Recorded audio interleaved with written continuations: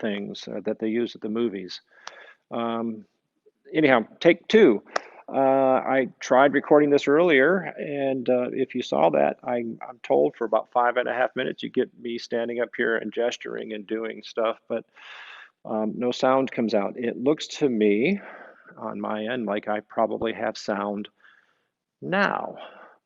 So I'll go back and delete what went out on Facebook and on YouTube earlier. I'll delete that in a few minutes. But let me get back to the business at hand. This is Friday Funnies, and we call it Friday Funnies. I call it Friday Funnies. I'm not sure anybody else does. Joke's on me. I call it Friday Funnies because inevitably we're testing things and we're glitching on things, and I'd rather do that on Friday morning than on Sunday morning. So um, I don't know what happened this time, but it gives me something to look at a bit later and hopefully learn something from it so that we don't repeat glitches again on Sunday morning.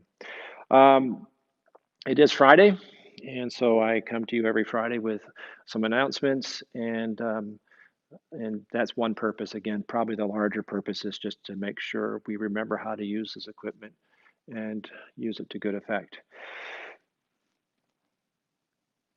For the past, I don't know, maybe all of the time I've been at Trinity, on Fridays, we've enjoyed more casual approaches to Friday. Generally, obviously there are exceptions, but mostly Fridays have been a bit more casually approached. I tend to come into Friday thinking I gotta finish the sermon. I gotta do some other things to get ready for the weekend, and so I'm really working on those kinds of things instead of perhaps meetings and the like. And so I tend to dress less professionally and more casually. It's casual Friday, and that's been the norm for a lot of folks in a lot of businesses, a lot of places, schools, and elsewhere.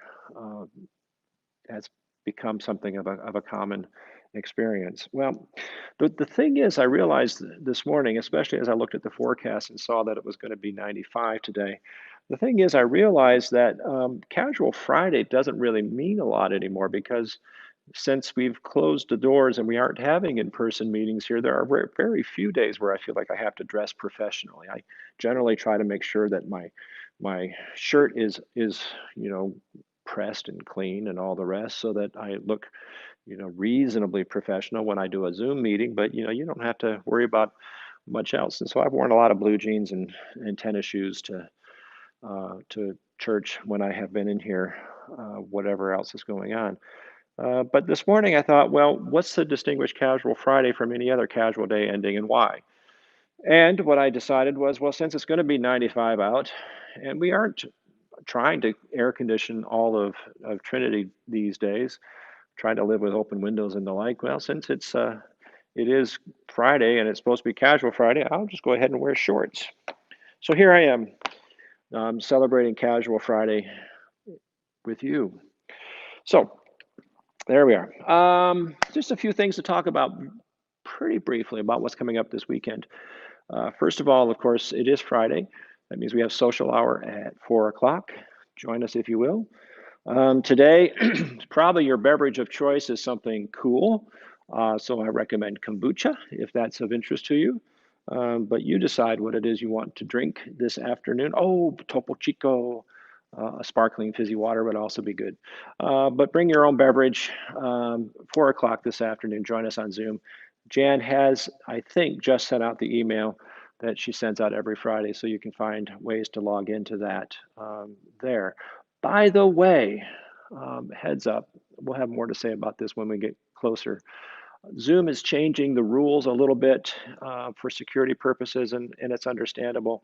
What will probably have to happen is in coming weeks, not this next week or two, but in coming weeks we will, and we'll give you some more information about it when we get close. We're going to probably require you to have a passcode to get in to a particular Zoom meeting. So be aware. We'll try it. I think we can decide what our own code is. I don't think we have to take auto-generated ones, so we can probably come up with something that will be relatively easy to remember and probably something we use for all of our Zoom meetings so that you don't have to guess, well, what was the Zoom code for this meeting? So just be aware that that's coming. But this afternoon, not a worry. Just follow the link that Jan provides in the email she sends out. Tomorrow morning, the men's group meets. It's historically been the men's breakfast group. We're not eating breakfast together. It's again, I guess it's another BYOB opportunity. Bring your own breakfast tomorrow. They're meeting at 9 a.m. So again, you can log on and join the party at 9 a.m. tomorrow morning. Sunday morning, we have our usual menu of opportunities, starting with the adult forum at 9 a.m., another Zoom call. Join us there. I'm going to share the last couple of minutes of the video some of us enjoyed, and really did, enjoyed 2 weeks ago. And then volume 2 of this of a series of videos by that same professor from Morehouse College. It was a good, helpful introduction to some things. It's introduction. I don't know that it's an introduction. It's an ongoing wrestling with what does it mean to be a person living in this country, whether a person who identifies as African American or a person who identifies as Anglo. What does it mean for us to live in the midst of this nation in these times, specifically looking at race and racism in America? So I think he invites us into some really helpful exercises, and we need not be concerned that he's going to make us feel guilty.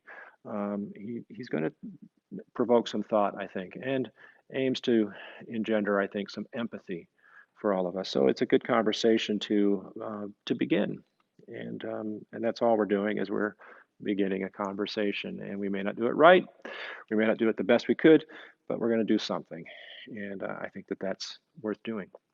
Anyhow, that's this Sunday at 9 a.m. The adult forum. 10 o'clock, of course, worship on YouTube, on Facebook, whichever stream you use, and join us at 10 o'clock on Sunday, June 28th for worship.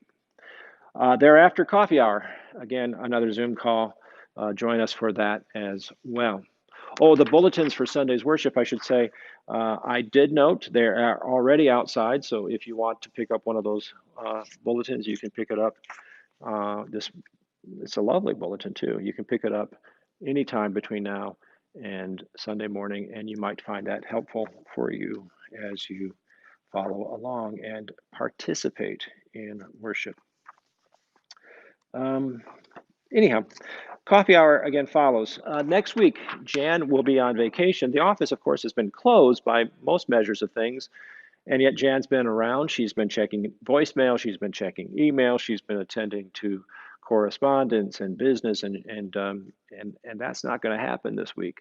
So just be aware that she'll be out of the office this week, and we wish her some resting time and some time to recreate. So that's grand, and I'm happy she can do that. But it does affect the rest of us.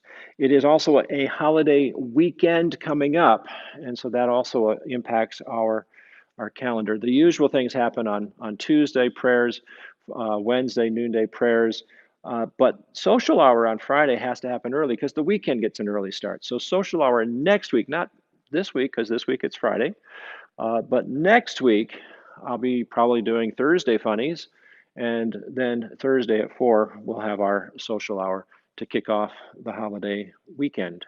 So just to note all of that. A couple of points I do want to draw a little extra attention to. This Sunday marks the formal end of Kathy Bullock as our director of music. Now, we haven't seen her. You haven't seen her. I've had Zoom calls with her. We've been continuing to coordinate work.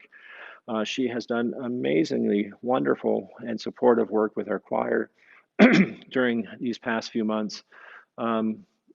But her time with us ends formally this coming week. And I just want to pause and offer a word of thanks to her for what she has offered, a word of thanks to God for the gifts that she has given her to share with us. And so just to note that, it doesn't make a big impact for what you experience right now, but it does has had an amazing impact, I think, on the life of our congregation. next week, not this weekend, but next week, we'll welcome our new director of music, Christian Clark, and we'll say more about that then. Okay. The other thing I want to just draw some extra attention to is the fact that um, we need to appoint at least one, ideally two, more convention delegates. Diocesan convention is scheduled for October 16th through 18th. It is tentatively scheduled to happen at Ascension School in Cove, our diocesan camp and conference center. So, especially if you're available to go to that beautiful setting and participate in convention, please let us know that you'd like to be appointed to one of those vacancies. We have 5 total, plus our wardens, plus members of the congregation who serve on either diocesan council or standing committee, plus the active clergy. And so we actually have quite a lot of people going. Carly Nash goes as a member of standing committee.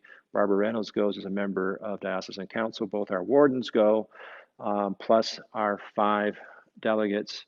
And I get to go too. The 5 delegates, we have um, 3, I think, positions filled. We have an alternate who could step in but would rather not.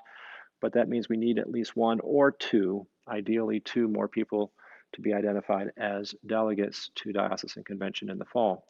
If you can do that, if you're interested in doing that, send me an email, let me know somehow, call, whatever, and we'd be happy to make that happen officially. By rights, we have to do that this weekend. Reality is, if we don't get it done this weekend, they'll probably take it later. In any event, please let me know.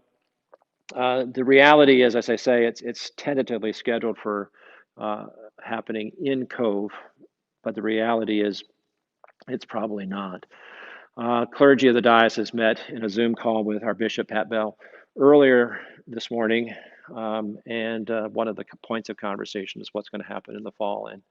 And Bishop Bell, Pat Bell, did allow that he thinks it's more likely than not that it'll be a virtual convention, though that decision has not yet been formally made. And so, formally, we're letting you know it's happening in Cove, and we're allowing that it more than likely isn't happening in Cove. It'll happen in some other truncated, presumably form, as an online, virtual event. So, probably other things I should be saying, but I think I've probably said enough. So, thank you all, and God bless you. I look forward to seeing you one way or another. You'll see me for sure. I may not necessarily see you unless you come to social hour today, or unless you come to the forum on Sunday, or coffee hour thereafter. Then I'll see you. In the meantime, again,